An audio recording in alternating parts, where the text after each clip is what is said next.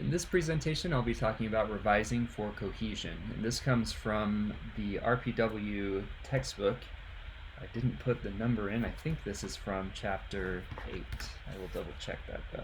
Yeah, this comes from chapter 8 in RPW. Readers follow a text more easily if it has cohesion.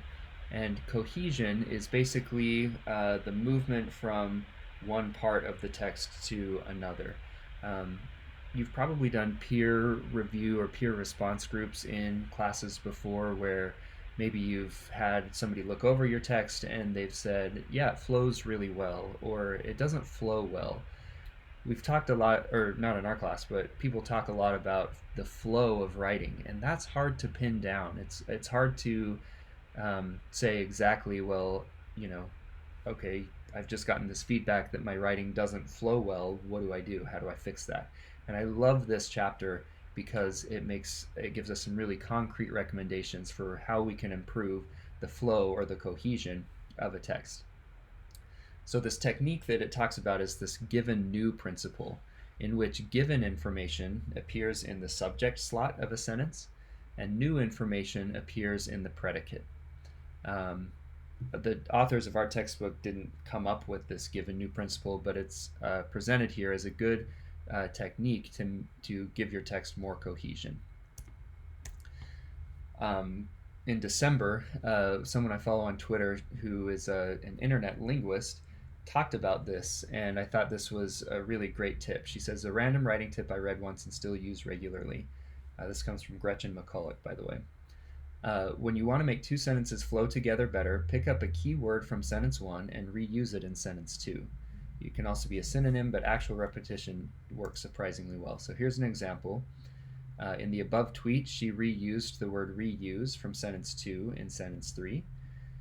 If you look through paragraphs laying out an argument, often the ones that feel connected repeat words from one sentence to the next.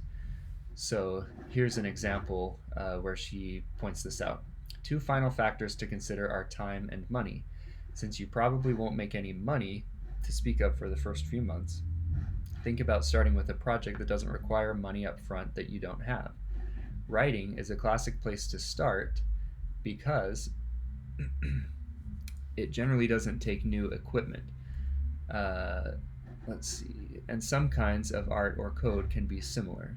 Okay, so she breaks it down here. So in sentence 1, she talks about money. In sentence 2, money gets repeated, and then she's talking about starting with a project. And then in sentence 3, start is repeated from sentence 2, and so on. So I think this is a really good illustration of that given new principle that our textbook talks about. The given new principle, as our textbook talks about it, uses these different patterns, and it only gives us 2. So while this may seem kind of unusual and even theoretical, stick with me because I think it's really, really helpful to understand. So we have 2 patterns. The first is called an A-B-B-C pattern. And in this pattern, the new information in the predicate of one sentence becomes the given information in the subject of the next sentence.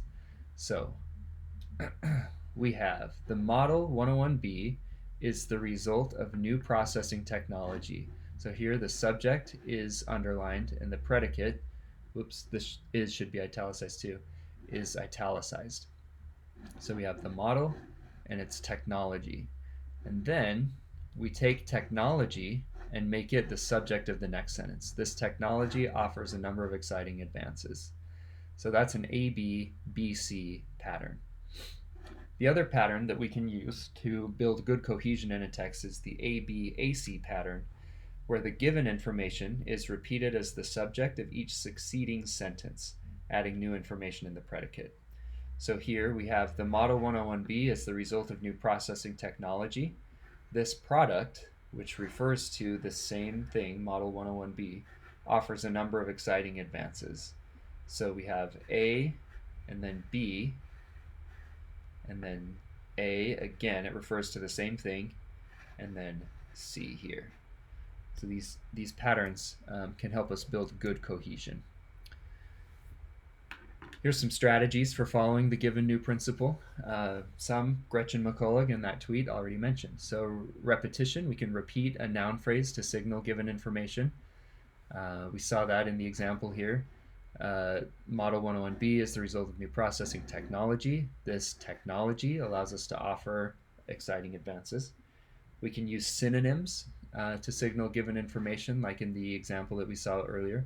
The Model 101B, blah, blah, blah, this product, something new. And then we have pronominalization. You can use pronouns to signal given information. The Model 101B is the result of new processing technology. It has speedier relay time, improved noise reduction. Oops, another typo there. I'm sorry, guys. And an audio readout mode. So we also have the pronoun this, the demonstrative pronoun, that we can use too. The Model 101B is the result of new processing technology. This technology allows us to offer you a number of exciting advances. It's always good when you have these demonstrative pronouns, which I talk about in the chapter 20 video, to include a noun phrase, the specific noun phrase after it.